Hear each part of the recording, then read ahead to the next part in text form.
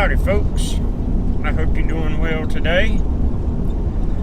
Smudge and I are on our way to the shop to get my truck inspected so I can buy tags for it.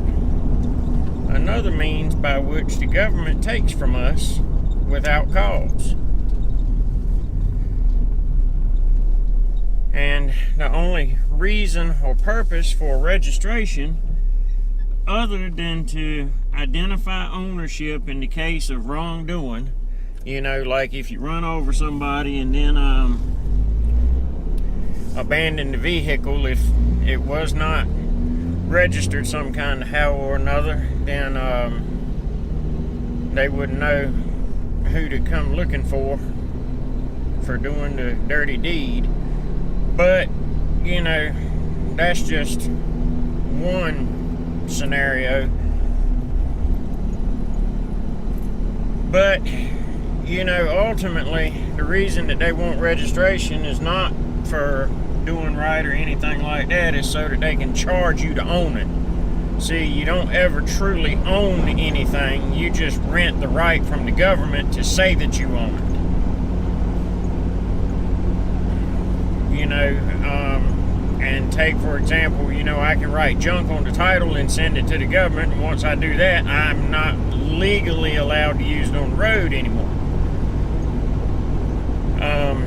But to go beyond that, if I write junk on the title and send it to the government or carry it to the DMV or whatever, and I retain ownership of the vehicle, and even once I tell the county that the title has been sent to the feds, that the vehicle is junk, if it sits in my yard, the county is still going to come after it and try to charge me taxes on it.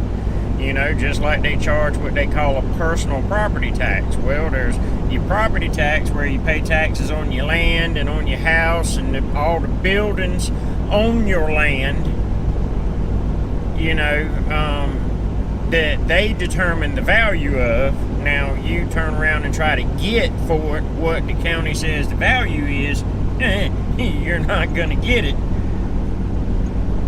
because they overvalue it on purpose so they can charge you more taxes for it. So, that's what that's all about. A bunch of criminals in government. Now, to be honest, I really wouldn't mind paying a small tax, you know.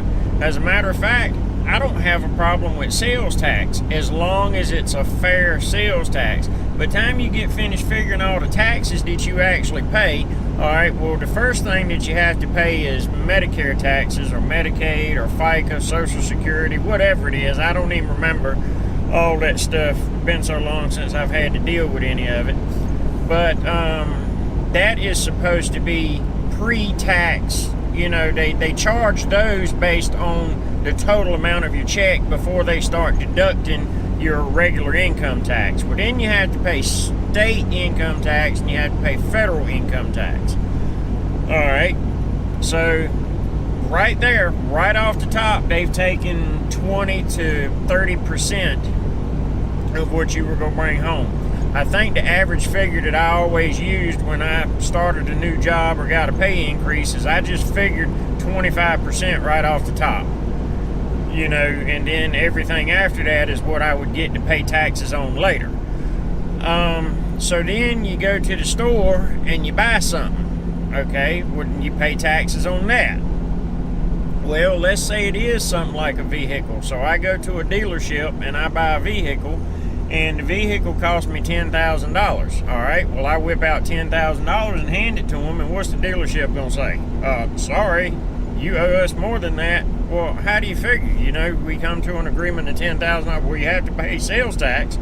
All right, fine. So you pay sales tax on it on the spot. And then you pay taxes on it every single year.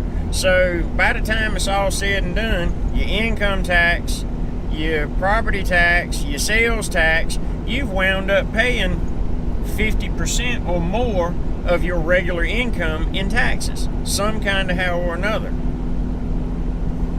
I saw a figure the other day where I think it was like 60 63 or 67%. So you wind up only keeping 30-some% of your income that you get to say is yours. Now, how in anybody's mind is that right? Well, most people don't realize how much they actually are paying in taxes, because the people that set up the tax system are not stupid. They're criminals, but they're not stupid. And what they have done is they have compartmentalized everything. So when you get your check, you fuss about paying the income taxes that you pay on it, but you're not thinking about sales tax and ownership tax. All right. Well, then you go to the grocery store and you see your receipt and it says sales tax on it, and that's what you're thinking about. You're not thinking about your income tax or your ownership tax. Well, then your yearly tax bill comes in from the county, and that's what you're thinking about. You're not thinking about income tax or your sales tax. You're thinking about your ownership tax, or personal property tax is what they like to call it. And I understand that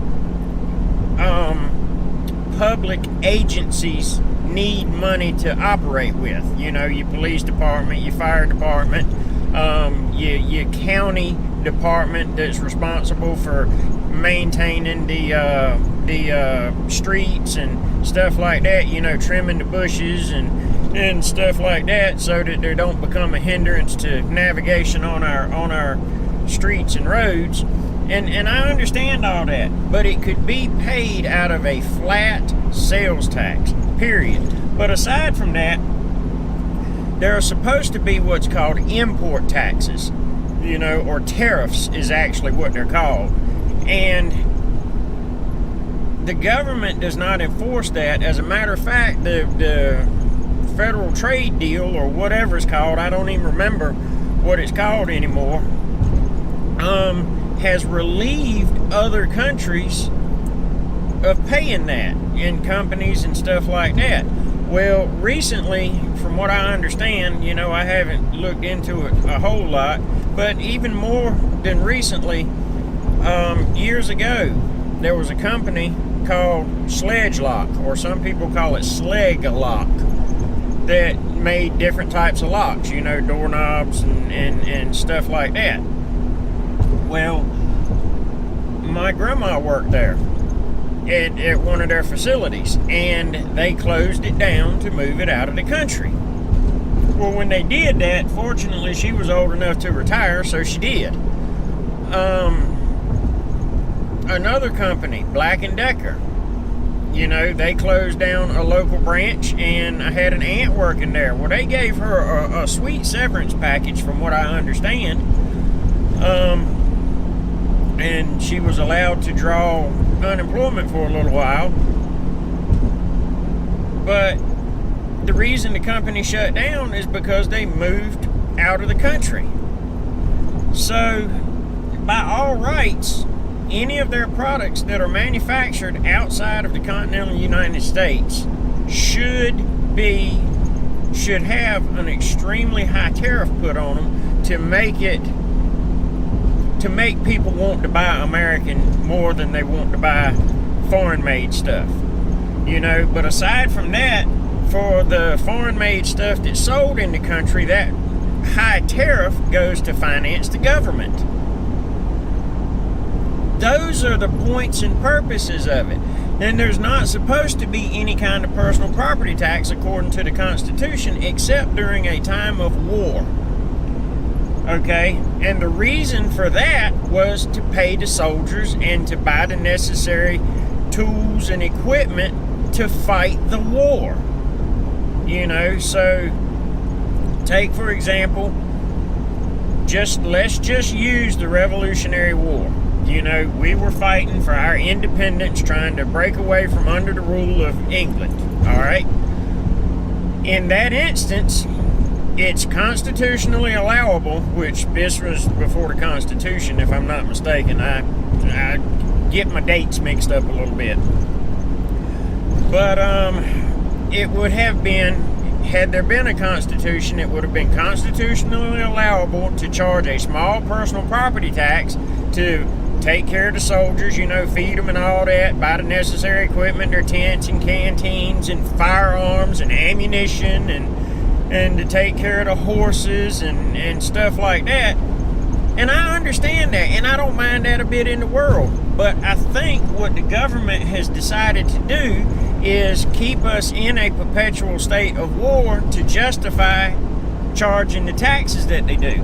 The only problem with that is most of the taxes that they take in don't go towards fighting wars. Now, a big chunk of it does, so at the very least they can keep up the pretenses of fighting a war, but most of these wars that we get involved in are utterly unnecessary. And they revolve around money and stuff like that, which is what I was just talking about. Criminals trying to justify taking your money. But it's just government. I mean, here I am driving down the road, and I've got my dog with me, and she's allowed to go in a lot of places. Well, let's just say I take her in Lowe's, and somebody has an irrational fear of dogs, and they see the dog and take off to run away from the dog that is already 15 feet away from them, and she's on a 4 or 5 foot leash, so she can't get nowhere near them. They get afraid, take off running, trip over something, fall down and hurt themselves. Well, two things are going to happen. Legally, and I hope that they heal and all that. I don't want anybody to get hurt, but it's because of an irrational fear to start with. But the law allows two things to happen. One, Lowe's insurance is going to cover it, which it shouldn't have to, because it's not Lowe's fault that the person has that irrational fear and behaves stupidly. All right. Well, the next thing that's going to happen is